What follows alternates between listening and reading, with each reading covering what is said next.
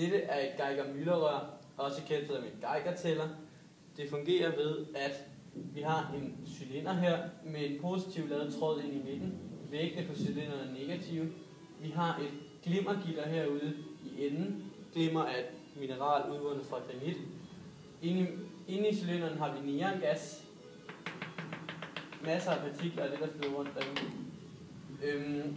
Og så når der kommer ioniserende stråling ind i cylinderen og frigiver deres elektroner og rammer den positive tråd, så bliver det sendt videre til en amplifier, som forstærker blipene, eller de små elektriske impulser, og så kører dem videre til en counter, som tæller dem og laver dem om til pip. Der er 3 forskellige slags ioniserende stråling. Alfa, beta og gamma. Alfa og beta, de er partikelstråling. Hvad der sker her, er, at partiklerne de kommer ind og rammer gassen ind her, som er neongas. Så rammer de elektronen her og skyder den løs.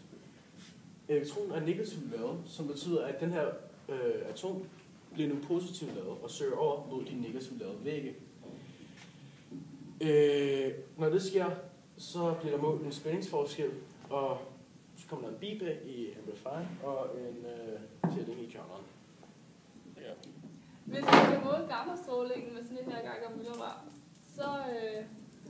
så fordi gammastråling er meget bedre til at bryde igennem i forhold til alfa- og beta-stråling,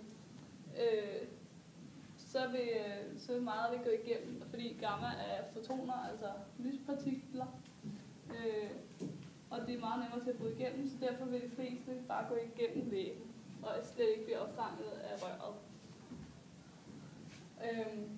Mens det er kun cirka 1% af det, der vil blive stoppet her ved væggen, og så vil det slå en elektron løs fra metalatomet, og den her elektron, den vil så søge hen mod den positive ladede tråd i midten,